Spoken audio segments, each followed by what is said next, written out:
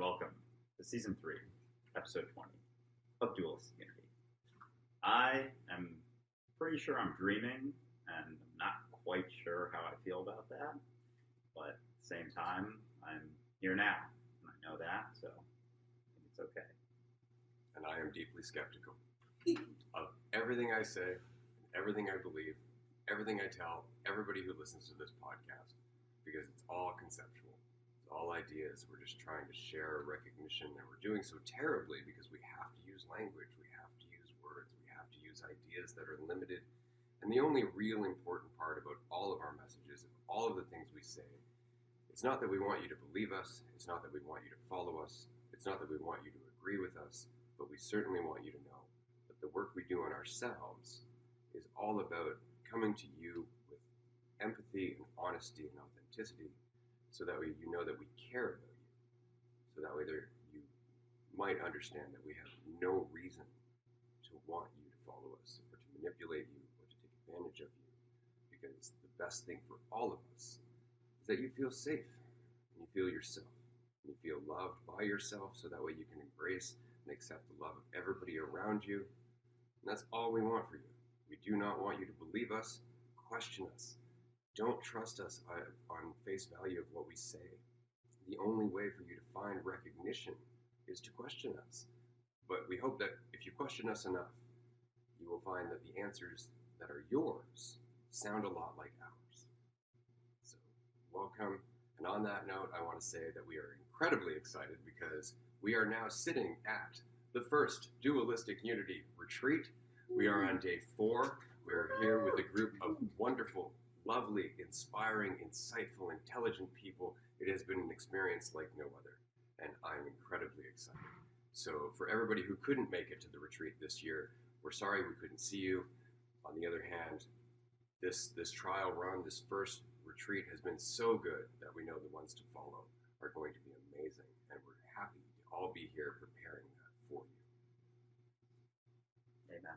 Yeah, this has been an incredible journey already so far, and I really feel like there is no host or leader or anything to this. It's just a bunch of me's hanging out, being vulnerable, being open, and I think this is what a lot of us are always looking for, just a place where we can be open and vulnerable and question those scary things that so many people aren't able to, or they don't want to, or they see for a split second and they run away in fear, and being able to face that, because this journey is not always sunshine and rainbows.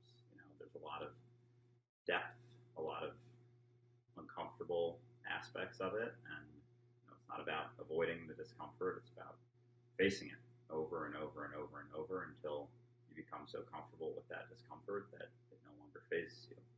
And so, yeah, as much as everyone has had a intense experience, and I used the word intense like a million fucking times yesterday, mine has been equally as intense. Like, I am right there with everyone, peeling back the layers, questioning everything. As Ray just said, there's by no means do I have jack shit figured out. I'm just enjoying the process of doing so, and glad there's a lot of people around who are doing the same thing, vibing to the same beat to a degree. So yeah, I greatly appreciate all of you very much, and have had a ton of fun, and we're not even halfway through this, so it's only going to get deeper, and I can't even imagine what the next 4 days are going to be like. But yeah, it's been incredible so far, so if it's anything like it has been, it's going to be an awesome rest of our journey.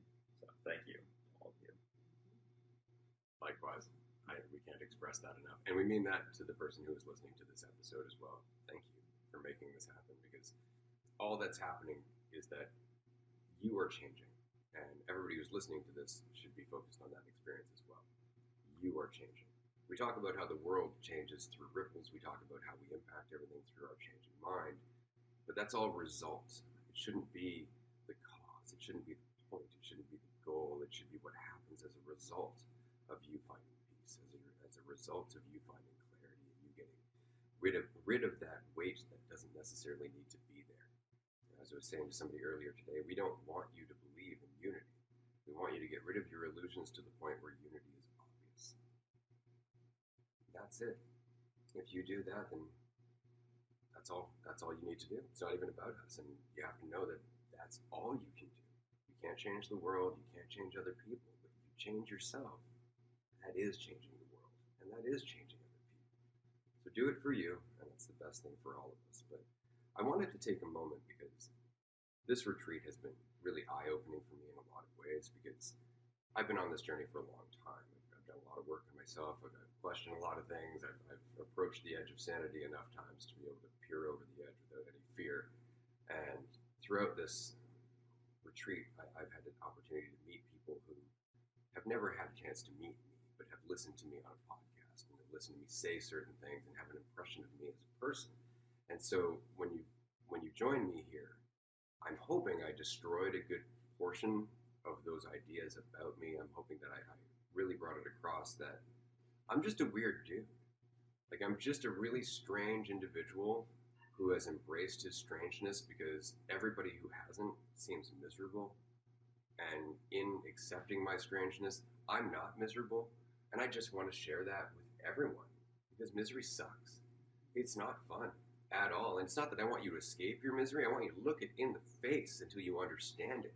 And that changes it. So it's no longer misery. It's a lesson. It's an insight. It's something that helps you evolve. Then you don't have to run from it anymore. You don't have to be afraid of it. Every time you find something that makes you anxious, you'll run to it instead of away from it, because you'll know that's the only way you'll never have to face it again. That's the message. You are strong enough. You are enough already. You just might lack a little faith in yourself. And if you just give yourself the chance to see it, if you just push yourself past your opinions, past your preferences, past that need to feel safe and secure, even in little increments, slowly but surely you will realize you were never in that box. You just thought you were in that box. And it's what limited all of your motion. It's what limited all of your potential. And all you're doing is letting go of the fiction of the box. So you can start exploring your potential in greater detail. You can start watching yourself unfold. That has nothing to do with belief. It has nothing to do with a leader. Because if we wanted to lead you, I'd be encouraging you to keep that box. So that way you need me. I don't want you to need me, because I'm not going to be here forever. Well, I am, as you. But I don't want you to need us. We want you to be free. Free to go out and do your own podcast, to do your own show, to do your own content, to write your own stuff, to express yourself, to make music, to make art, to do whatever it is that expresses the unity that you're experiencing. Because it's enjoyable. It is the definition of enthusiasm. It's all we want for you. So I just wanted to say that I know it's easy to have this impression of me because I'm 43. I've been at this for a long time. Like, I have everything figured out because I look like I'm super calm going through all this stuff that it looks like, this isn't bothering Ray at all. All of yesterday, I was dealing with all of the insecurities from my life. As people here were expressing how much you like me and how much you enjoy the content, all of the insecurities of my life, every single family member who told me I wasn't enough, every single person who said they loved me and betrayed me and hurt me, it was all there. And all I did was just put it aside so I could see all of you without the filter of my past. And so I could appreciate your intention. I could appreciate what you're expressing to me. But the insecurity is still there. Everything I've ever faced is always in there. It's just I've kind of learned to dance with it instead of run from it. And that's what we're trying to get across. Sensitivity. Take it lightly. Right? Enjoy the ride, even when it's uncomfortable, because the alternative is not growing. And we know what stagnation feels like. Yeah, for sure. It's interesting in my journey, similarly, like growing up with a lot of insecurities and fear and worry and fear of judgment and whatnot, and all of these deep things that I dealt with for so long. And over time, I used to think like, if I just get rid of all of them, then I'll be better, then everything will be easier. If I just, could go into this thing and not be nervous at all, then, I can do anything. And that was my mindset for a very long time. It built up a lot of resistance because how I was feeling was, those things that, similarly to what Ray was saying about dealing and facing those insecurities, like they're always in there, no matter what it seems like on the surface. Like I grew up and had a lot of shit, and I would always resist it. And it came to a point where I recognized that I actually didn't have to. Like, I could do everything that I always wanted to do with those still there, because when you recognize that, and more deeply over the years recognize that I am everything, it's you can't pick and choose those things. Like, they're all in there, always. Every emotion, every positive, negative, from the best of the best to the worst of the worst, they're all in there. And I think it's recognizing more clearly that you don't have to take those things so seriously. You don't have to take them, the emotions, the feelings, so seriously. It's about allowing yourself to feel them wholeheartedly. Recognize that although they're uncomfortable, they're not bad. There's nothing wrong with them. You're able to continue to move forward, and as you continue to move forward and let go of the fear that your idea of yourself, who you are, is going to be diminished through an experience that happens, you let go more and more of that fear of things turning out in a way that you're so afraid of, and then you're able to face them, and it's through that facing of them that things begin to shift. But it's never been about shying away from them, avoiding them. It's about going through and experiencing them, and so yeah, it's been, even for this episode, I had some nerves coming into it for sure, and it's the past shit coming up, but it's like, it doesn't mean that I'm not gonna do it, not gonna face it, and not gonna experience it and enjoy it and do what I can with it and just express myself to the degree that I can, because oftentimes we think we have this idea of the best way for things to go, and like, oh, if I speak super articulately, say everything perfectly, like that'll be the best case scenario. But who's to say that oftentimes people don't want to see someone who's perfect, who says everything the exact right way. They want to be able to see themselves in the person that you are in that moment. And through that are imperfections, because everyone experiences them. So it's the recognition that you never have to be anything other than what you are in every moment. We have this idea that we need to strive to become something, to be more, to be different, to be better. It's just relaxing into the recognition that you are exactly who you are, what you're supposed to be, where you're supposed to be at, and embracing that fully allows you to express yourself authentically with everything that you thought was great about you, with everything that you thought was terrible about you. And through that acceptance, you're able to be free. Setting yourself free is not becoming more, it's just recognizing that you're already there and relaxing into that in every single moment, and recognizing that you never have to be anything else. Absolutely. Well said. I wanted to take a moment, because I can, to discuss your experience yesterday. And I think the reason that I want to take this moment is because it's one thing to come into this when you're first waking up and you're starting to realize, like, there's actually the possibility of me coming to terms with my suffering. There's actually a possibility of me escaping my misery and my doubt and all that. And so we get into it and we're super excited. We're like, yeah, freedom. Woo! And then that's great as long as we have that enthusiasm for the change, as long as we're feeling that energy, as long as we're on that trajectory, we're feeling hype, and the temptation becomes to keep it positive, to always make it about love and light and happiness and all this other stuff. And the problem with that is eventually the drop comes. The drop from the habitual thoughts and the habitual identity you've picked up over a lifetime that you've been just ignoring for the sake of all of your journey. And when we get there and we drop, we feel like we're no longer making progress. We actually start to tell ourselves, like, this was all for nothing. What the hell am I doing? Like, obviously this isn't working. And it's really important to understand that discomfort is necessary. It's necessary because the discomfort comes from how far removed you are from the here and now, from the experience of what you are in reality. That's the discomfort. You live in this illusion of yourself that gives you a sense of control and false certainty, and it makes you feel better, but it doesn't, because it comes with that cost, that it can always be threatened, that you have to maintain it and build it up. And so it's an accepting that uncertainty, it's an accepting the responsibility, and it's an accepting the discomfort. And the discomfort really does come down to the one realization that it's just you, and you are alone. You are the only person responsible for your life. You're the only person responsible for your awareness. There's nobody else at the helm except you. Nobody can relate to that except they can relate to the fact that nobody can relate to that. And that's what we all have in common, that we're all on our own, we're completely uncertain, and nobody knows what the hell we're doing. We're just trying to figure it out, and we're figuring it out better when we do it together. But it has to be from a state of responsibility. You can't go looking for other people to carry the weight for you, because often you'll find people who are more than happy to do so for a cost. And that cost is your lack of responsibility. It's your lack of being able to be free, because you're tethering yourself to someone as a teacher. You don't need a teacher. You just need time. You just need challenge. You just need some discomfort.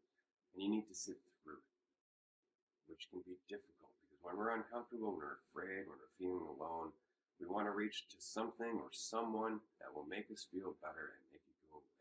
And it seems totally counterintuitive to say, just sit through it until it passes without your opinion.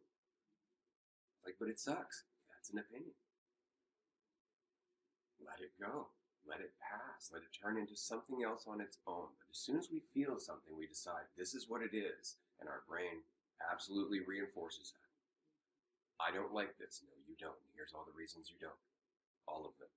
Because your brain has tons of reasons for any perception you choose. You decide you are enough. Your brain will give you thousands of reasons that you're enough.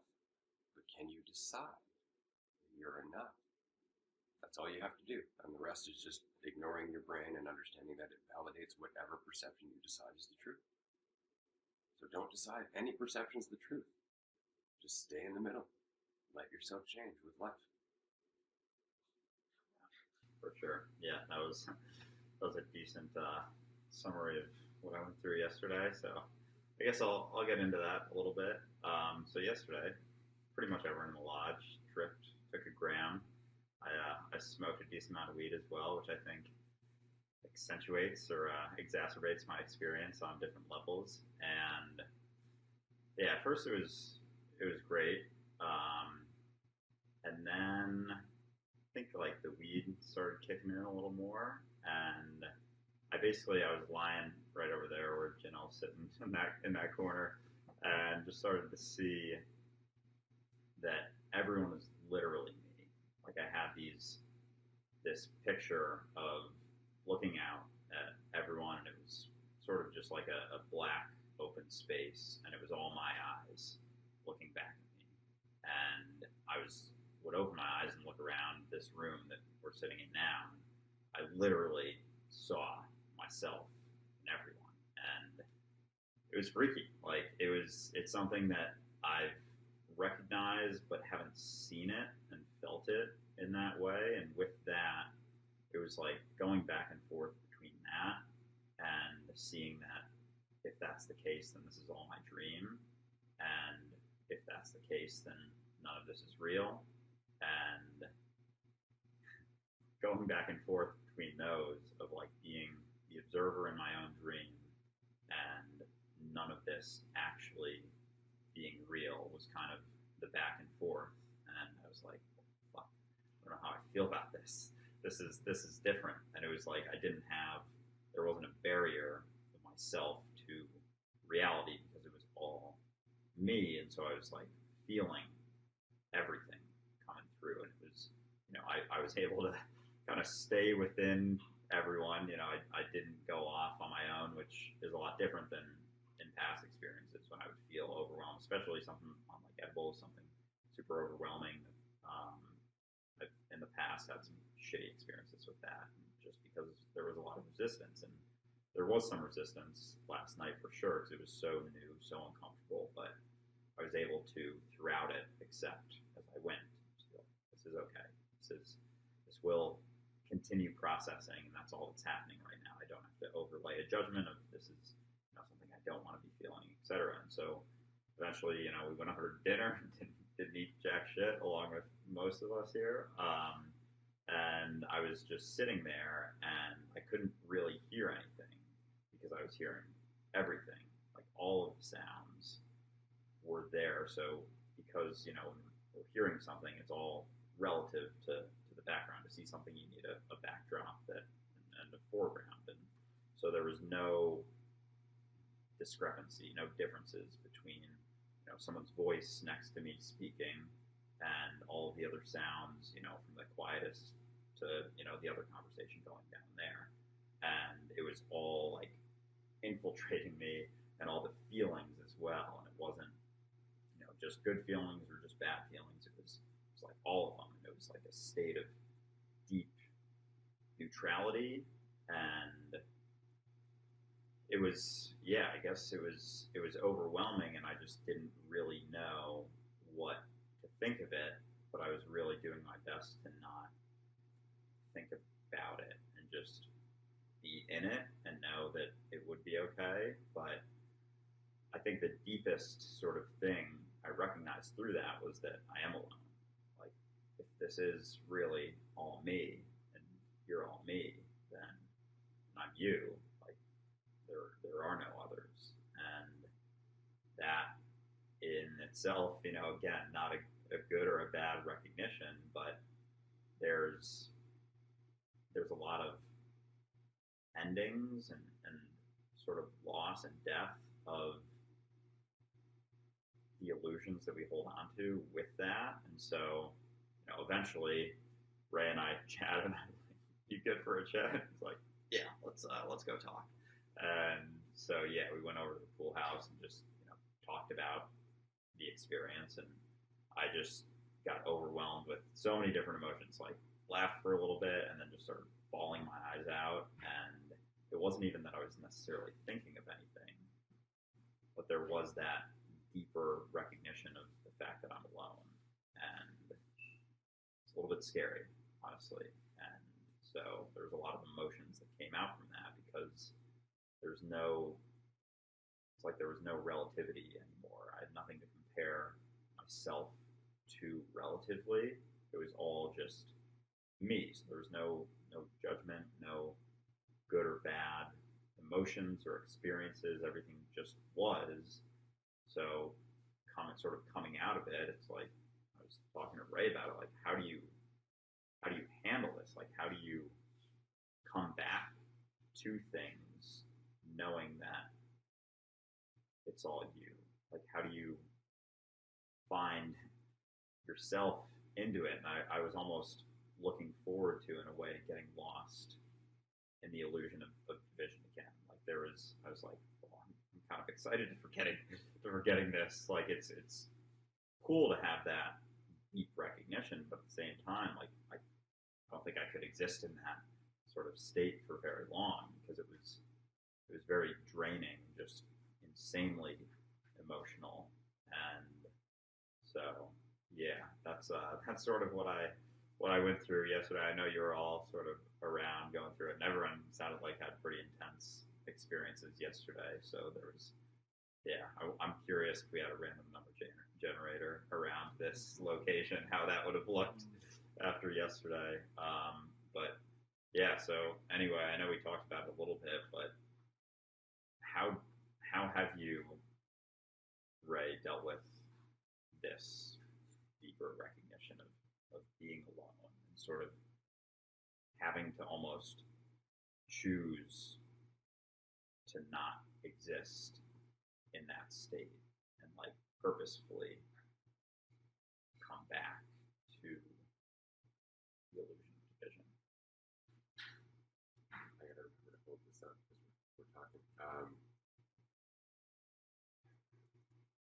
When you first see it, you tend to translate it once again through your ego. You tend to see it again through the idea of yourself. And so we say you're alone, but the reality is that actually doesn't mean anything. Because you can't be alone if there are no other people. There's no contrast there. The same as, like, there's only a me if there's a you. Right? So there really is no difference between being surrounded by people or being alone. It's just a perception. The fact is that we're all just what is. Right? So the emotion that goes with that, with being alone, or the recognition of being alone. So I've always said that our emotional spectrum kind of is rooted in that eternity. It is rooted in that understanding that we are alone, and the duality of that is extreme loneliness and extreme joy. There's the loneliness of being the only thing that will ever be. There is no creator to meet, right? And there's the joy of being all there will ever be. There's no creator to meet, right? We can do anything. There's nothing but potential. It's all perception, right? So for me, it was trying to understand that the two perceptions aren't opposite, they just appear that way. The closer you bring them together, the more you start to realize that there is no difference between being alone and being with all of you, so long as I'm not committed to the division that the illusion of myself perpetuates. I don't feel lonely and I don't feel alone because I'm not thinking about myself. I just feel here. I just feel present. And as long as I'm not thinking about Ray, that doesn't translate one way or the other. Right? So I feel them both at the same time. And I just, like I was saying earlier, I dance with them. I'll experience that loneliness. I'll respect that loneliness. I will understand that the majority of us are all dealing with that loneliness because it is the root of what we are. We're alone forever. We're always going to have that there. So for me, it was to accept it, to understand that that's where all of that emotion comes from, and to accept that the other side of the spectrum couldn't exist without it. So they're both necessary. Respect them. Don't think they're real. Don't think they're the truth. They're just the perception of what's going on. So for me, it was very much the process of just letting go of Ray's opinion about the being alone, and again recognizing that that's just one perspective. Like, we're alone right now. We've always been alone. How often do you think of it that way? How often do you think I'm alone when you're surrounded with people? You don't, right? But you've always been alone. It's always been the case, right? We just don't think of it that way. So that's kind of the point, is that there's no difference until you have resistance to it. As soon as you're like, oh, that sounds miserable, kind of lonely, all the typical egotistical stuff that we've been taught through a lifetime, right? Then you start spiraling downward. But as soon as you catch yourself, you go, right, this is what everybody's dealing with. The one thing I enjoyed about my conversation with Andrew yesterday was going through this awakening as you start to realize that everybody's one, and the ego's not the truth, and so on and so forth. You have this tendency of going through the cycle of, but it's so simple. Why doesn't everybody get this? Can't you just see it? Look, what's wrong, right? And the fact is that it's not that it's not simple. It's that it's damned uncomfortable when you've spent your entire life thinking of yourself as something separate, that's something that could lack, something that has a measurable value that fluctuates up and down according to what people think about you and all this stuff. And so it's uncomfortable to be that responsible. It's uncomfortable to have that degree of accountability for your life. So we cling to our ego. We cling to the illusion of ourselves. Kind of take that responsibility off, right? Because it's a lot. It's like Andrew was saying at the end of his trip, he's like, I kind of want to just get back to being Andrew. It's good. Now you're going to appreciate your ego, because it's not about vilifying it. It's not the ego's bad. It's a useful tool. It's what gives us the human experience. It's great. It's just that we get so caught up in it. We avoid that other perspective so much that we forget we're all connected. We forget that we're all one. So it's not about going one way or the other in the extremes. It's not about being super egotistical or not egotistical at all. It's recognizing the whole spectrum as a purpose. The whole spectrum is experience. The whole spectrum is available all the time. Dance with it. As soon as you remove your need, you can dance with it. You can learn from it. You can enjoy it. You can share it. You can send ripples out. But it comes from your freedom. It comes from just letting go of your opinion of the reality that we're one. Because as soon as you do, you're now embodying that reality. You're not trying to be that reality. You're not trying to perpetuate unity. You're not doing any of that. You are unity, experiencing unity. That's it. That's all you need to do. And everything else follows. But again, it comes down to, don't think your ego is a bad thing. Your ego is important. It's absolutely important to your journey, to your narrative. It gives you a rich experience and allows you to take notes and compare notes with everybody else going through a rich experience. It's not a bad thing. But to see the other end of the spectrum and then live on both sides until they meet in the middle. That's more or less what's worked for me. Yeah, I think I definitely, with that experience, was getting caught up in the idea of myself being alone, because when you let go of that perception, that, single option of the belief that it's all you, or I guess the recognition, belief. I don't know. When you let go of it, it's like it doesn't necessarily much matter one way or the other.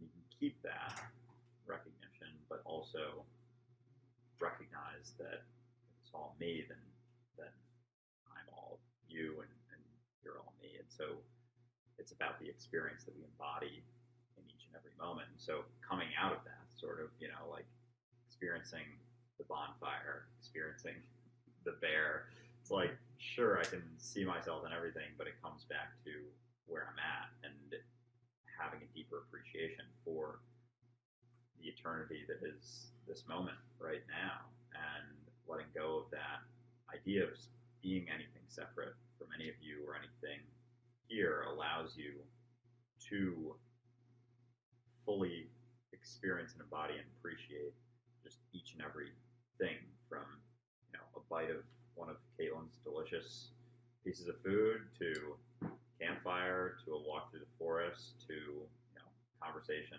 with anyone around. It comes back to a deeper appreciation in that, because I think at some point I was like going through so much trippy shit in my head, and like I definitely expressed some of it outwardly, like in this room. I remember I like started dying laughing out of nowhere because I was thinking about that Alan Watts story of, if you were God and you were able to choose and have total control, and you could experience that for a bit, but eventually there's not much fun in having complete and total control of how people respond, how people react, how all of your interactions go, everything going perfectly. And as you go along that journey, eventually you want to, sprinkle in some uncertainty and a little less certainty and less certainty and less certainty until there's no certainty, but there is your ability to experience that and be in it. And so eventually you come full circle from, recognizing your God and having all the power in the world to recognizing that this is exactly where you would be. This is what you would choose, if you were God, like this exact balance of experience, duality, and the ability to recognize unity, but also not necessarily get fully caught up in the belief of it, and just be able to be where you're at. So I sort of recognized that and started dying laughing because I was caught up in being sort of afraid and resistant to it, especially when I saw, all of my eyes looking back at me. I was like, hey, like that's the case. That's kind of freaky. Like all of my perceptions and things that I held on to for, that false sense of certainty, or even the comfort in what I felt like this was, just got bashed. But then at the same time, it's like, but this is like nothing actually changes. Also, like all of it changes, but none of it changes. Like I'm still here now, and I know that. And there's a piece in being here, whatever your idea of yourself or lack of idea of yourself may be.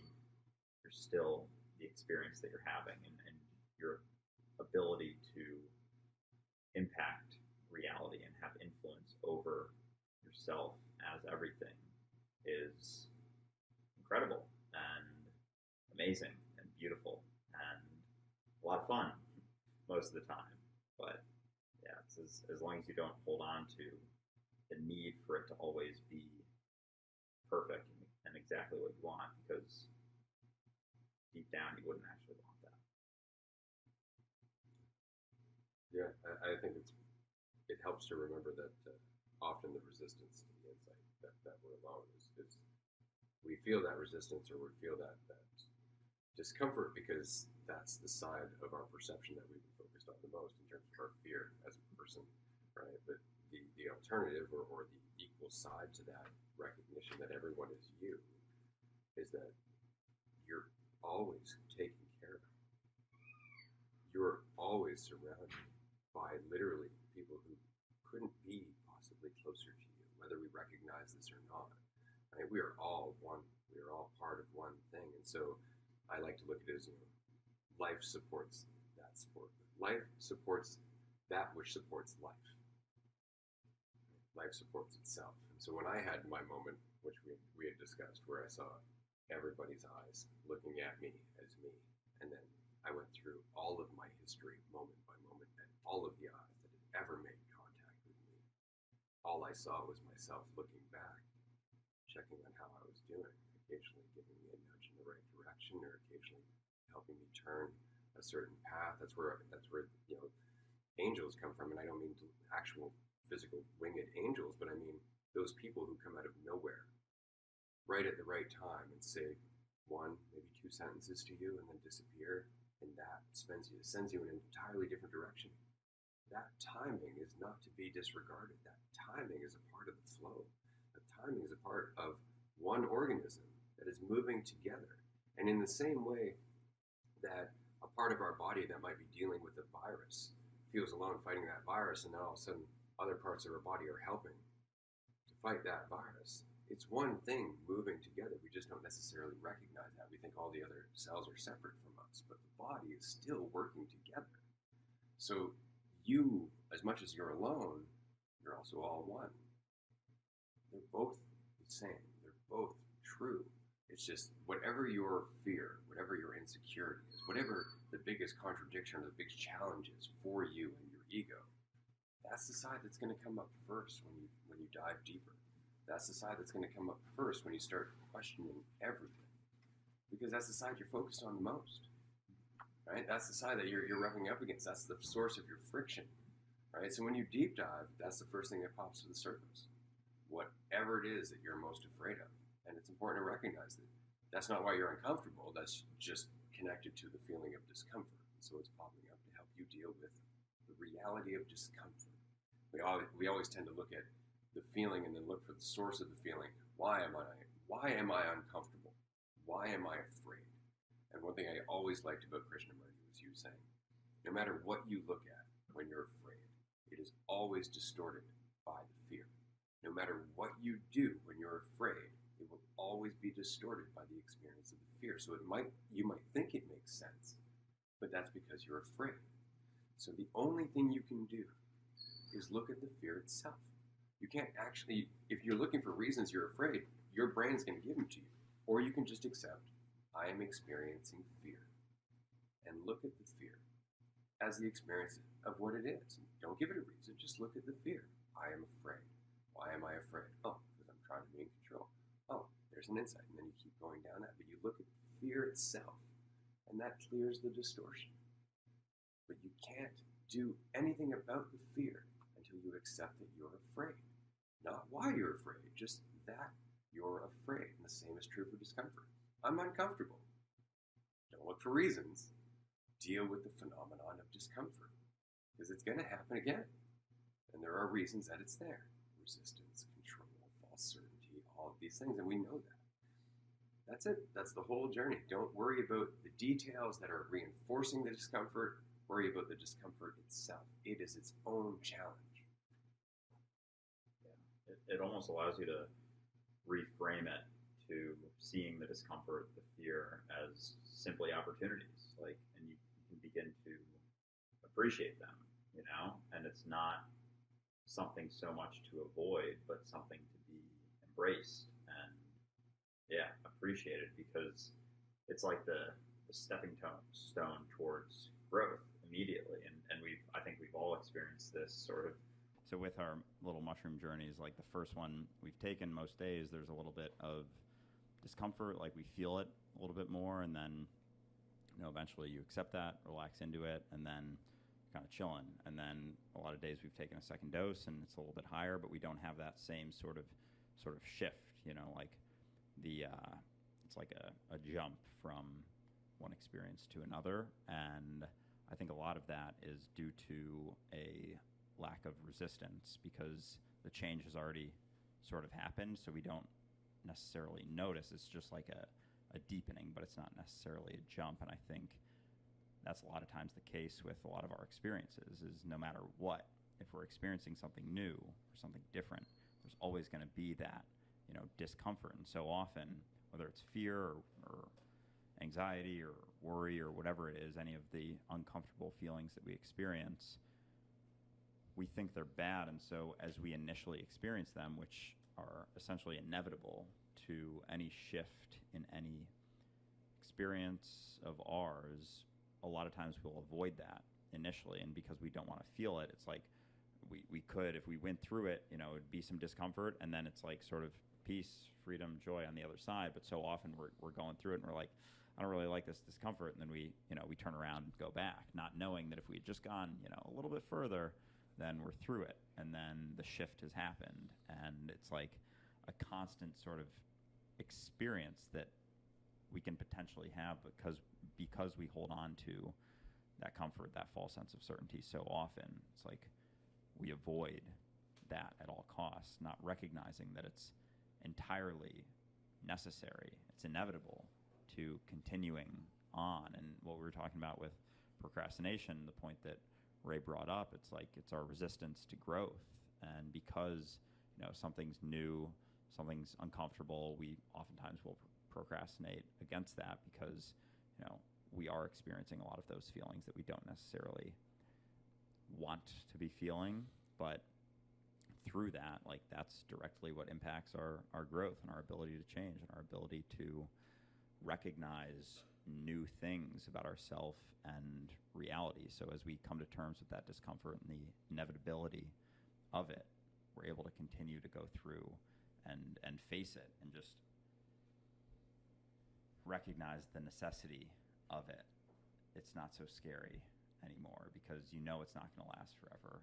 And the more you go through it, the quieter it gets, the easier it gets to continue going through it, because as much as the experiences differ, the discomfort oftentimes is a similar type of feeling. And so as we get more comfortable with that discomfort, it gets easier and easier, and all of a sudden it's like that exponential sort of path. Like initially it's really tough, there's a lot of resistance through the experiences, and then all of a sudden it gets easier and easier and easier until it's just it becomes your new normal, more or less. And then there isn't so much resistance as it happens. And it's the same thing with mushrooms. The more you get used to that, it's not that any trip is ever going to be the same, but as you relax into the reality of diving headfirst into uncertainty, you become more familiar with that uncertainty, with that discomfort, and you no longer shy away from it. And whether it's a good, happy, sunshine and rainbows experience, or you're going into some shit, going into some trauma.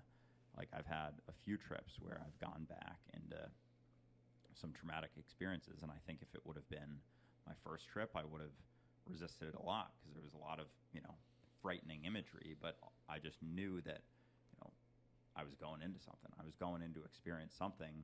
It seems scary right now. I don't know what it's going to lead to. I don't know what I'm going to learn from it. And eventually came out the other end like, holy shit, I just dealt with some stuff. But it wasn't that it was bad, but it was incredibly uncomfortable. And I guess because I've been there and seen that and experienced that discomfort in the past, I was able to sort of accept it for what it is and continue moving without so much opinion of how I thought it might be or what I was afraid of it becoming, because it just is something that I'm going to experience. And so I think the more often we can let go of our opinion of how it's going to turn out or what we're experiencing or what we're going through, the more freedom we experience to just continue moving forward. And so oftentimes it comes down to just letting go of that opinion of how we think it's going to be, because we never truly know. So that's kind of the rub, is that we have this conversation on this podcast and we talk about things in a way that we're hoping comes across as intelligent and rational and reasonable and whatnot. And unfortunately, that gives the impression that it's intelligence and rationality and reason that are going to be your greatest assets. And that's so incorrect. That is so wrong in so many ways. Those things will develop over time, but the fact is it's jumping in the shit. That's the biggest tool. That is the only thing you have to keep doing, is jumping into chaos, jumping into the uncertainty, jumping into the things that you're habitually telling yourself you couldn't do, shouldn't do, don't have the ability to do, somebody might do better. All of those things, jump in, because it's only through doing that and coming out the other side unscathed or lightly scathed, that you recognize, oh wow, that wasn't nearly what my brain told me what it was. And that's the journey. Every time you do that, you start to recognize your brain, your thoughts, your habits don't have the power that you're used to giving them. But you can't see that until you see how often they're wrong. Right? So there's no way to rationalize your way to this, to freedom. You actually have to go through the fire in order to be forged like steel. And that's exactly what we're doing.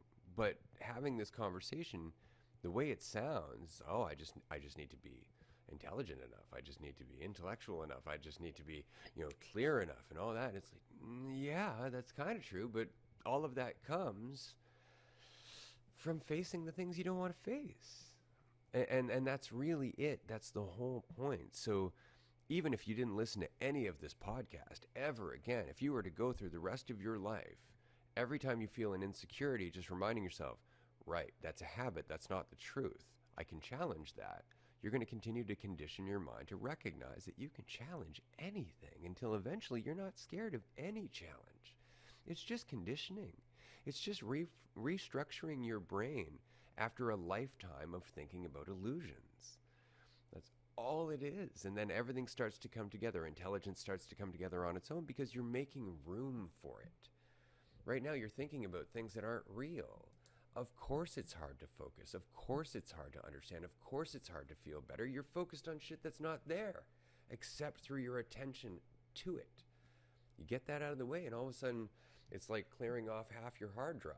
Or as somebody here at the retreat said, it's like closing some of your tabs on your browser. All of a sudden, your entire computer speeds up because you're not weighing it down with unnecessary processes. That's the journey. Allow yourself to process. But we think, oh, I got to add more. I have to do more. I have to understand more. And we don't recognize we're just opening more tabs. And we're like, why isn't this happening faster? It's like, because you're impatient. Stop clicking the screen. Let it process. Close some stuff so that way you can finish what you're doing and then move on to the next insight. It's not about adding more. It's not about doing more. It's not about being more. It's about removing the idea that you need to be. Because at least then, you're just allowing yourself to go through the experience. And that's when you're in it. That's when you learn from it. That's where the sensitivity develops. It's not about being more intelligent. This is a very big, important lesson. It's about loving yourself. It's about being yourself. It's about all of these things. And I'm using words and concepts again, which means I'm totally betraying the point. But the point is, it's on you. And it's not what you think. Just keep going through that, and eventually you'll love that process.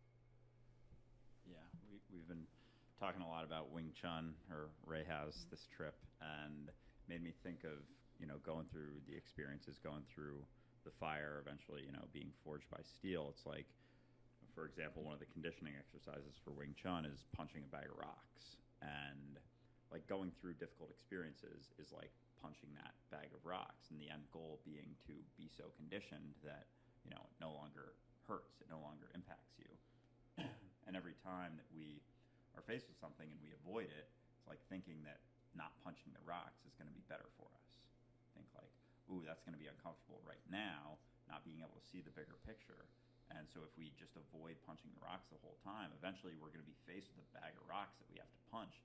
It's going to hurt like fuck unless we've been conditioning ourselves. So it's from the largest experiences that we face here and there to the smallest ones we experience day to day. Is like being able to come face to face with those things that we're so afraid of, or make us uncomfortable, or we're not so sure how it's going to end up, or we don't know where it's going to lead, or whether there will be some consequences at the end of it. It's like, this is something that I've gotten caught up with a bit, and I've gotten better about managing, is being able to see what I think may have some consequences, whether it be striving for something or holding on to something and thinking like, ooh, I don't really want to go down that path because I think there's going to be some consequences, be it like egotistical drives or desires or whatever. But that's like me going up to the bag of rocks and being like, ooh, this might cause me to start bleeding. And it's like, so I'm going to avoid it, and not recognizing that, yeah, it may start bleeding, but that's going to be part of the conditioning process. And going through, the experiences that we're so afraid of. And so, even, holding on to a certain belief or something, it's like, oh, I'm not going to hold on to that because might experience some consequences. I might experience getting caught up in some illusions and whatnot. But the more we avoid those, the less we are conditioning ourselves, essentially. And it's about going through it. And if I've learned, anything from Ray, it's very much the case that I've learned, lots of stuff, but he has all the things he talks about is through his experiences. Like, he's just done a bunch of dumb shit and come out the other side, and his heart's still beating. And so that's where he speaks through. But it's not from, it's not from books. It's not from someone else's experience. It's not a learned practice. It's through experience. So, like, you have to step in some shit to recognize that, oh yeah, there's some shit. And then you keep moving forward. But that experience will always be there. And using the, browser tab analogy, like, we think we have to keep all of them open to remember them. We don't recognize that it's always there. It's always in that, in the cloud or whatever. We don't have to keep it on the tabs in the forefront of, like, our intellectual brain and idea of ourselves that, like, oh, I got to remember this. I got to hold on to this. I got to keep this in mind at all times, or else, I'm afraid of forgetting it. It's having the faith that, no, it's up in the cloud.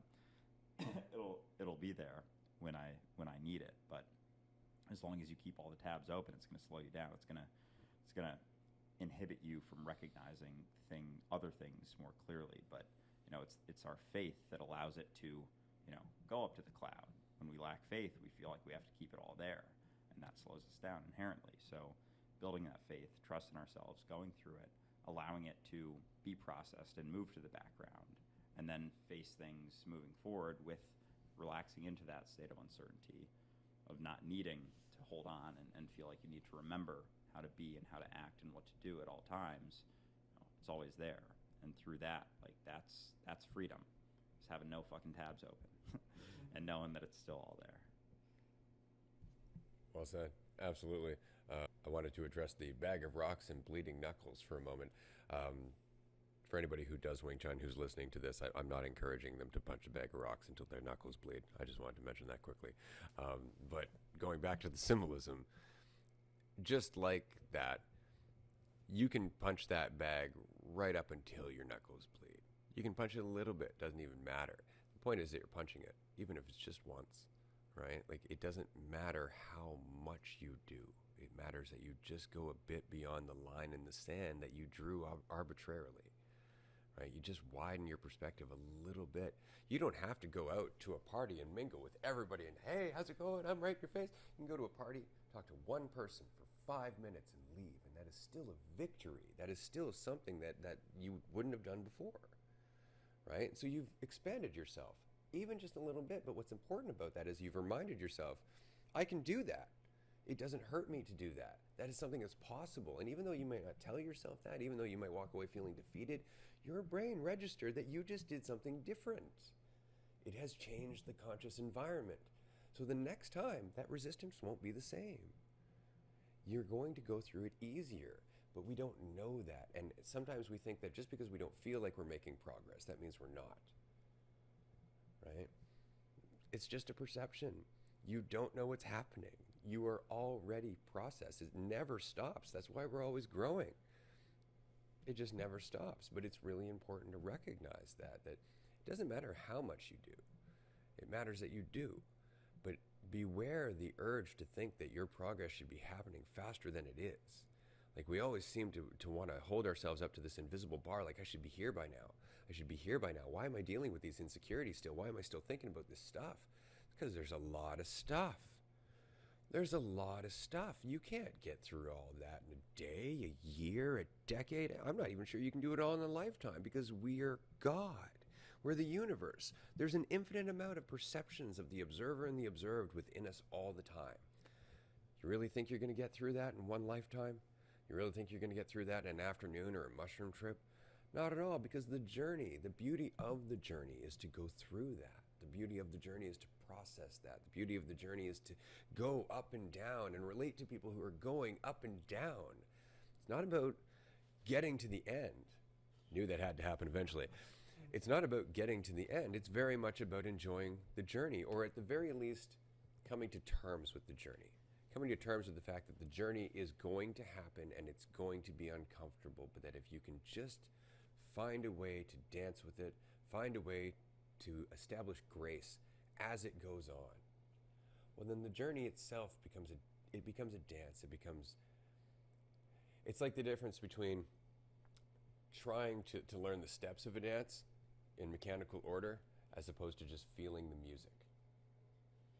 When you're feeling the music, you are actually dancing. That is dancing. When you're just going mechanical steps, it just looks like dancing, right? That's very much the difference, is that we don't want you to memorize the concepts. We don't want you to practice the philosophy. We want you to dance in the moment in every conversation you have, because you can, and that's the only way to discover how graceful you are. Amen. There is no right way to dance. As long as you can hear the music, dance in whatever way your heart desires. Thinking questions? Okay, so now that we're about an hour into the podcast episode, and for the very first time, we have a room full of people with us. If anybody would like to ask a question, we'd be more than happy to have you come up to the microphone here and ask a question. So, just a few things came up in my mind during you were talking. So, yeah, like yesterday when we all felt that wave of uncomfortability, I was thinking, you could think like coming to this retreat, going into it, as it being a celebration of all the work that you've put in, and you can think that it's all going to be puppies and flowers, but you come here and then you realize that the work's not finished here. It is a celebration of how far you've come, but it can also be a realization of how much work there still is. And another thing is, I realized so my experience of uncomfortability was during dinner. I was not that hungry. I could have gone without eating food, but I mean, our chef is amazing, and she put in so much work and care into the food that I went back to my belief system that if someone puts in time and effort to something like that, you should show respect to that by eating the food when it's hot. But I didn't want to do that. But I still did. And that was the uncomfortable part for me, because I just didn't want to eat, but I did regardless. And then one more thing was seeing Andrew at the dinner table with all of us, and him just kind of being in it and just processing everything. You would think that it's one of the co-hosts of the podcast. Like there's a chance that he could get preachy and start pushing this sort of leadership role during an intense moment of this experience, but he wasn't. He was right there in the shit with all of us. He wasn't pushing anything, and he was just processing, just like everyone else. And that is a level of awareness that I really respect. Thank you for sharing that. I absolutely agree with you. Watching Andrew go through what he was going through yesterday with a degree of grace, because the depth of the abyss that Andrew was staring into can get uncomfortable, especially when you're not used to seeing how far it goes, and he just kept staring into it. So it was good for him to be able to do that and feel comfortable enough to let everybody watch him do that without necessarily, taking off and going by himself and trying to breathe himself down, right? Because that's really the point, is that, we're all here with the same intention. We're all here with the intention of feeling comfortable in our own skin. you may as well do that around the people who are doing the same thing you are, right? At least then you know and they know that we are really all in this together, right? I find it very interesting what you were saying about Caitlin. Caitlin, by the way, for everybody listening, is our chef here at the retreat. She's going to be our chef at future retreats as well, so don't worry about that. But her food is amazing. Her intention is incredible. She's just the nicest person, and she's been an absolute joy to have at the retreat. So when she realized that we were all in an alternative state of mind and that dinner was ready, she recognized that what we were going through, what we were processing, was the point of the retreat. It was the reason that we're all here. And she looked at it as, well, the food is there when you're ready. It will add to your experience. And she didn't feel as though we were being disrespectful or anything like that, which is very much the reason we chose Caitlin to begin with, right? But it's that idea that, should I be doing something differently for this person? Should I be trying to help them feel better? Am I hurting their feelings? However innocently it might be, right? And so all of a sudden, even though we don't want to do that, right, we're trying to establish that control over the situation again. We're trying to establish that sense of, this is the right way. This is what's going to make everything better. Even though she was fine. She was absolutely fine. And this morning she came in, she's like, oh God, that was so funny. And she was talking about how everybody was, just chill and relaxed. And she came in this morning and the lasagna had just been destroyed by the time she got here.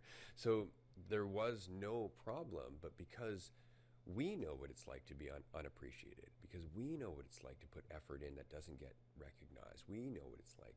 We think about other people and we're like, oh God, I hope that they're not hurting. But see, that's the point. You're looking at it from your own fear of unappreciation. You're looking at your own experience of not having people grateful for you. And so you immediately assume it's for everyone else, and that's lovely. That is the reason it's important to go into these deep dives. It's the reason it's important to feel your insecurity. It's the reason it's important to recognize and respect when you don't feel enough, because that's what informs your empathy. That's what allows you to see other people who are going through the same thing. Right? So I love that you felt all of that, Ben, and I love the fact that you're processing all of that, because that's the goal. Where am I helping and where am I in the way? Where is my intention? Is it coming from empathy? Right? And if it is, beautiful. But how much is empathy and how much is my own pain? Right? How much is me assuming because of what I've went through? Right? And there's that very fine line, and you never really know. So do the kind thing, say the kind thing. There's nothing wrong with that, but don't beat yourself up. Never beat yourself up, because you're always doing the best you can with what you have, right? So it's a beautiful lesson, and it's the lesson that we continue to learn over and over and over again at this retreat. There's no right answer. There's no right thing to do. It's just really about finding that peace in yourself. It's about being able to go to bed at night and live with yourself and live with the things you've done. That's all it's about. So I love the fact that everybody here is so empathetic and everybody here is so insightful, and that we're going through all this process and these conversations, because that's what this is all for. That's what this is all for. And I just want to give another shout out to Caitlin at thenomnutrition.com, because her website is awesome and her food is incredible. Yeah, absolutely. It is such a fine line between balancing our own experience and our own perceptions and acting through that state of empathy. And I think openness, vulnerability, authenticity, acceptance of where you're at, what you're going through, some of the most powerful things we can do, because that's where we align with people. And Ben, even just you sharing that, like last night I was feeling similarly. Like I felt kind of bad. I was like, Caitlin made this food.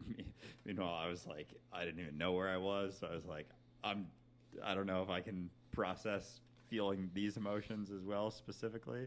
But I felt similarly, and I think it's just a faith in and communication to a degree as well, and her understanding and recognition that she's been the right person for the job as well. So there's no way she won't appreciate what we're going through, and through that, not take something like that personally, and recognize that it is okay and it has no reflection on her. And so there is a sense of responsibility for ourselves that it comes down to, and as much as we can worry about how other people may respond to us, their response is not our responsibility, and it comes down to our intention and where we're at. And obviously she knows all of our intentions, and so, you know, I think we can have faith that she'll be understanding and, you know, not take something like that personally necessarily.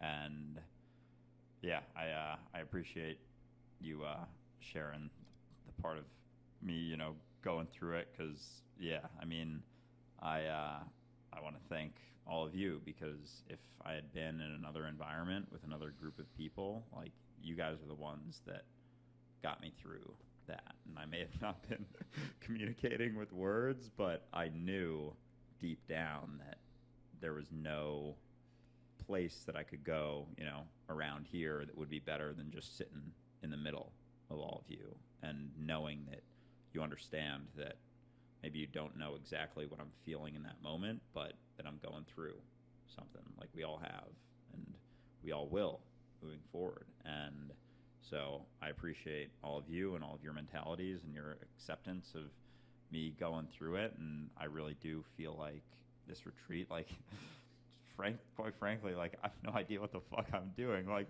co-hosting a retreat, like, what the fuck? Like, this was not on the agenda that Ray sent me when we started Dualistic Unity, but, you know, here we are. And I don't know how to be, you know, a co-host of a retreat, but at the same time, I don't have to be. Like, I can just be me and, you know, see where it goes, and recognize myself and all of you, and be here going through things, not think of myself in any which way. And I think I've really appreciated just the environment we've created here. Like, I really do feel like I'm just, you know, hanging with a bunch of friends in a lodge. Like, I don't feel any pressure to be any sort of leader, because, you know, we avoid that sort of verbiage like the plague here, because that's never going to get you there. Following anyone, anything, any structure, any belief is never going to allow you to see it. So if you can recognize that and keep moving forward, and understand that you are your own guru, you are the only thing you'll ever need. You don't have to listen to anyone, watch anything, believe in anything. It's all within you, and that faith allows you to keep moving through all the shit and continue stepping in shit. Continue looking back and being like, that's some smelly shit right there. I'm not going to step in that again, but it's okay that I did right now. And then, you know, other people come along and mention, hey, there's some shit over there. They're like, no, there isn't. Fuck you. And then they step in it. It's like, yeah, that's all right too. Now they've learned something. And so that's all it ever is. But it's never believing that there's any right way or any one path or any belief that's going to get you to recognizing the truth of what you are. It's just the process of going through it, the process of facing what's uncomfortable and continuing to move forward. And I think experiences like this, retreats like this, where a bunch of people with the same goal and same drive and same ideas of where they're at and what they want to be, which at the end of the day is free for everyone, there's a lot of power in that. And I think we've all been feeling that more and more. And, you know, I'm just excited for how the rest of the week's going to go. If this has been the first 4 days, I'm, yeah, nothing but excited to see how the next 4 go. So, yeah, thank you to all of you very much, because, yeah, this has been incredible, and, yeah, couldn't have happened without each and every one of you. Yeah, absolutely, because as we've said many times, none of this would happen without you. You, the listener, you, the person I'm looking at, you, the person who's listening, who's just paying attention to these words. None of this would happen without you, because you are reality. You're all of it. That's it. And so our whole focus is you, except that it's you in us. We're focused on the you in each of us.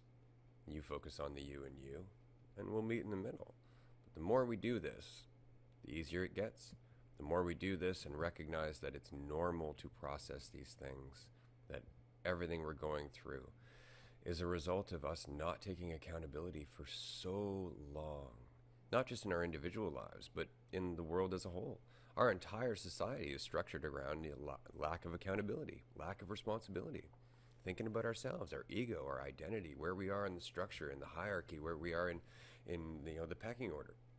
It's all comparison. Of course it's going to be uncomfortable to question all that. That's what we were taught to look to for a sense of value. Who am I? Oh, well, that person's shorter than me, therefore I'm taller. Ooh, that's got to be better, right? And we immediately learn to think through comparison. That takes some time to let go of. Andrew was going through that yesterday when all of a sudden everything was no longer comparing. There was no more comparison happening. It was just what it was. And suddenly it's like, oh, there's a lot of information here.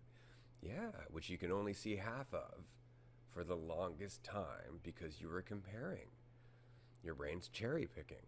Until you let go of the idea that either side is better than the other, you can't look at both sides. Right? And that's what we're doing. Letting go of the resistance to discomfort. That's pretty much it. It's very much like Wing Chun. At first, Wing Chun is super uncomfortable because your body doesn't know how to move that way. Your body doesn't know how to use two hands at once. Your body doesn't. In the same way as rubbing your belly and tapping the top of your head is very, very difficult because you never trained your brain to do it. Right? You never trained your brain to do two different things at the same time. Doesn't mean you can't. It just takes time and the willingness to look a little silly while you try. Right? And that's it. That's all this is about. So as long as you're willing, the rest takes care of itself. But beware the urge to judge your progress and think, I should be farther. I should know more. These people are obviously clearer than I am. Like a few people have come up to me throughout this retreat and said, like, you've really come a long way in your life. And I want to make it very, very clear. I am a complete dumbass at least half the time. Because that's what I learned from. I wouldn't have anything to say to you if I didn't learn. I wouldn't have anything to share with you if I wasn't in the shit. That's the point. I don't want to ever be free of my ego. I want to use that ego. I want to use that ego, understand that ego, talk to you about your ego, and eventually come to terms with it so we can use it without consequence. So we can use it without unintended consequence is a better way to put it, because we don't know the consequences coming. We're too focused on the benefit. So we have this cognitive dissonance, right? It's like, but I'm feeling shitty because of this negative self-image I have. I need a positive self-image that now I have to protect and worry about people threatening. It's like, how is that better? How is that the better alternative? How about just don't reach for the identity as though it's truth? Don't replace it. Question the need for it. That's it. But immediately we're like, I feel terrible. I want to feel better. This promises to make me feel better. This shiny little image of myself right here. So I'm going to grab onto that. And it's the same loop. It's the same cycle. No matter how big and shiny that carrot is, it's followed by the stick shortly after. We can't get out of that until we question the loop itself. And the loop is just based on our habitual dependence on identity as a source of truth. That's it. It's not that you can't use it, but question it. Play with it. Laugh at it. Be absurd. You do something dumb, be the first to laugh at yourself. You're playing a game you've never played, willingly lose. Find a way to enjoy your life without needing to be more, without needing to be better, without needing to compare. Just be where you are, and that's the freedom. But understand, because of everything you've gone through in your life, you're always going to want to reach back for that idea of yourself, because your brain is made to do that. It's made to do that. And the deep dives are where you get to question all that. Go through the shit. Get rid of whatever's not working for you that you've learned from, and then you come back out of it into reality and you start to conceptualize again. You're going to end up doing it. You can't get out of it. Your brain's trying to come up with a solution or a summary of what you see. That's it. Andrew, staring into the abyss yesterday, had this look on his face like, it's just keeps going. Like, I keep looking for a way to summarize what this is. And every time I do, there's more to see and more to see and more to see. And I just said, you're looking for the end of you. It doesn't exist. There's no edge of you. You go on forever. You can stare into your potential forever if you're out of the way and not thinking about yourself. And it's worth doing sometimes. But as with conditioning, as with the bloody knuckles, don't train so hard. Don't do so many reps, as Andrew said yesterday as he was going through that experience, that you set yourself back. Push yourself a little, but not too far to the point where you're hurting yourself and deterring your enthusiasm to continue on. Because that is something that you can do. You can expect too much of yourself. You could try to be enlightened. You can try to be free and fake it, basically, because you think you should be there. And then all of a sudden when you realize, oh, there's no there to get to, or I'm not there because it's a fiction, which is going to happen, and you suffer through conflict, that's just going to drop you. And it's going to be hard to continue that on. We don't want to be enlightened masters. We just don't want to want. That's it. It's just the recognition that we do not lack, and everything is optional, not necessary. And that's freedom. That's all we're ever trying to communicate. So I realize I just went on another tangent. Does anybody else have anything that they would like to share or ask or contribute to the podcast today? I just have a question for you and Andrew. How do you guys, when you're feeling, or the thought of, I kind of feel disconnected, like I felt that I took that thought too seriously yesterday, but is there a way or any tools or tips that help you not take on the whatever is happening personally and internalize it and think that it's about you, and how whenever someone else is talking to you and you want to be there for them, how do you like hold the space for them but not take on what they're saying personally and think that, just internalize it and think that it's about you, or think that, oh shit, like, could that be for me as well? Or like, oh crap, like, just how do you guys just not take it so seriously? Or are there anything that you say that can just kind of be like, this is me having a conversation with me, like, put my opinions aside so I can help this person who is clearly asking for help, and or just really needing another perspective to sort of bounce off.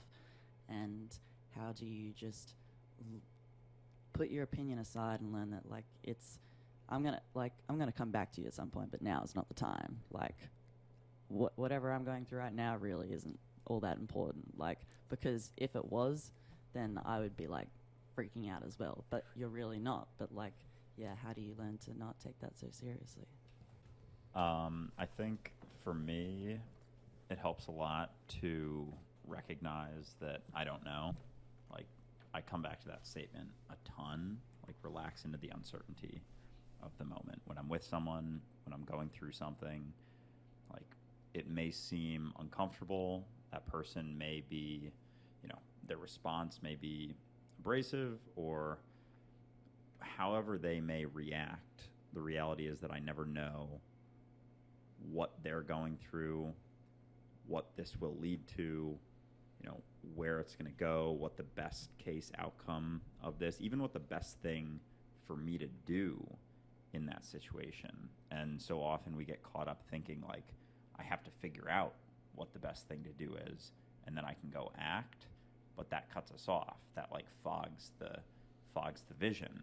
And so it's actually relaxing into the uncertainty that allows for the clarity to then garner, a response and be able to react in the moment and kind of feel the flow of reality. And then it's like the right way to act, kind of, you allow it to come through you, but it's a little bit counterintuitive because growing up we're taught, like, oh, you gotta, do the right thing, you gotta figure it out, and it's all this cerebral sort of figuring out, processing and whatnot, and it's actually letting go of the belief that you know the right thing to do, the belief that you know how this is going to turn out, or where it's going to go, or what these feelings you're feeling are objectively bad. You have to put them to the side, that this person is, suffering so much and I have to save them. It's like, you don't know what the best thing for them is, and like that acceptance that you don't know is what allows, reality, that infinite intelligence that's deeply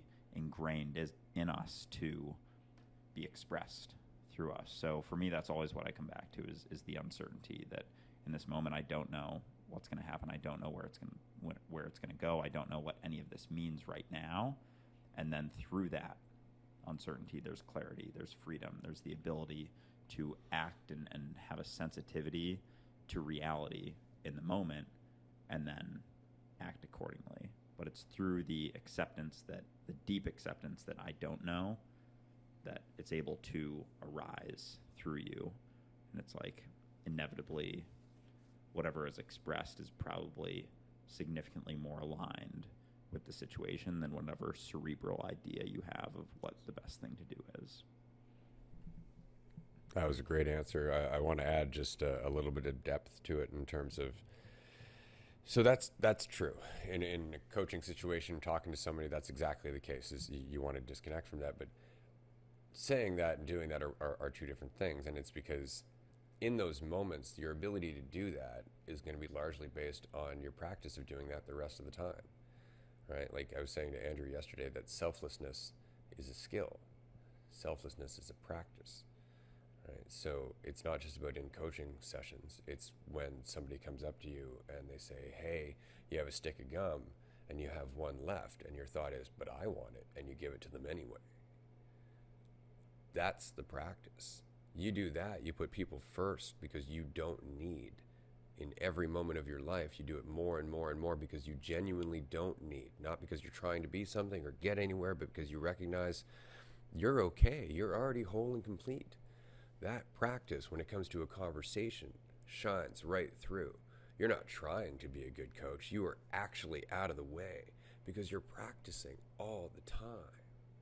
It gets easier to set yourself down if you do it regularly, right? It can't just be in coaching. When I was a life coach, I would put myself, I used to say that I left myself at the door. Right? As soon as I was coming in for a life coaching session, Ray wasn't there with me. I was in the room with the person I was talking to. It was their universe, their reality. What helped me do that was being a parent. What helped me do that was being a friend or showing empathy to people where, again, let me put you first. Let me put you first. Not because I'm trying to be better or not because I'm trying to be selfless or anything else, but because I genuinely don't mind. I really enjoy seeing you be happy. I really enjoy seeing you progress, and I don't need it. I don't need it. And so it just comes through in everything you do because you genuinely feel that way. It's not a strategy for connection. It's not a strategy for helping. You are actually just feeling like you don't need to be the center of attention. Like you don't need to have your needs met all the time. So you're there. You're actually able to listen because you're not in the way. But in coaching sessions, it's the work you do in between that comes through. It's the work you do when somebody insults you and you think to yourself, are you okay? Rather than, what the hell was that? Who are you? You start defending yourself. Instead, you look at them and you see where it's coming from. You go, are you all right? Because that's more important to you. You recognize it's not even about you, and you're able to empathize. But it's the work in between. It's the work we do in our relationships. It's the work we do in our friendships. It's the work we do with our family and strangers. All of it, every day. It's all cumulative, but it has to mean something to you. It has to mean something to you. Not for them, for you. And then it comes through. It has to be genuine. You can't fake it. It comes across. Somebody very intelligent at this retreat told me that this week, and she was very right. So I really want to stress that authenticity means it's a priority for you because you genuinely care and because you see what's happening. You recognize your freedom and you recognize how long you didn't have it and how many people are going through it. That's it. You're free. You don't need anything. All you want to do is share that freedom. Absolutely.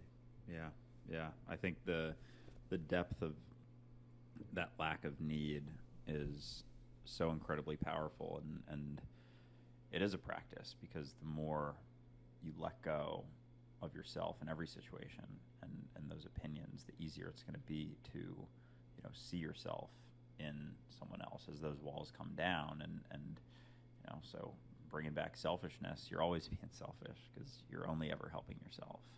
And the less you're thinking about yourself in any given moment, the more easily you're able to tap into that recognition. And it's just naturally expressed, but it takes lots of practice, especially in the environment that most of us grow up in. It's all about building the idea of ourself. More for me, like build this because I'm afraid, because I need these things to buoy the idea of myself. Without these things, who am I? What am I? It's like, what do you mean? You're everything. You're everyone that's ever been and ever will be. And so when you see that, there isn't the need for the individual perception to be built up or to be so afraid of it getting torn down. And in that, there's the ability to move and flow and see what's supposed to be done or what's necessary in each and every moment. But it's absolutely a practice, and the more you do it, the easier it gets. And it's available to us probably hundreds of times a day, this ability to let our idea of ourselves go. And so the more consistently we're able to just practice it and go through it, the easier it gets. But at the same time, it's not to say that having no idea of yourself is necessarily always best either. It's that balance and that ability to go back and forth and recognize that there's a time and a place for all of it. And you can completely let go of yourself for a time, stare into the abyss for a while, recognize that there's nothing to fear that isn't also you. But then you come back to it and you do the work and you go through it, and through the experiences that we have is where the practice is built, and it gets easier the more we go through it every single time, every single moment. Absolutely. And on that note, I think we're going to wrap up the episode here. This has been a fantastic conversation. I wanted to say very quickly again, if you do have an opportunity to join us at a future Dualistic Unity retreat, we would love to see you. The purpose is to just be together and face life as we're always facing, but surrounded by people with a similar intention, with people who see a lot of the same things that you do in terms of there being a journey, that there is a rhyme and a reason to our misery and our suffering, that there is a source of our conflict. And the retreats are really just an opportunity for you to continue to practice being yourself, and recognize that we are one and you are all. And that's the only point. We don't want you to believe us. We want you to question us until all of this becomes obvious. So we're going to wrap up this episode here.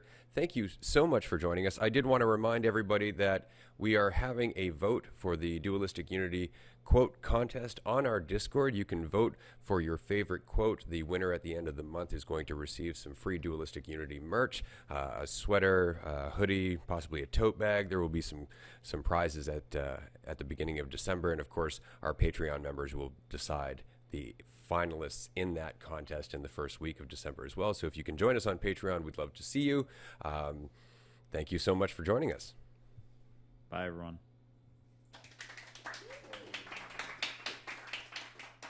All right. Done. Hopefully all that shit got recorded. Right?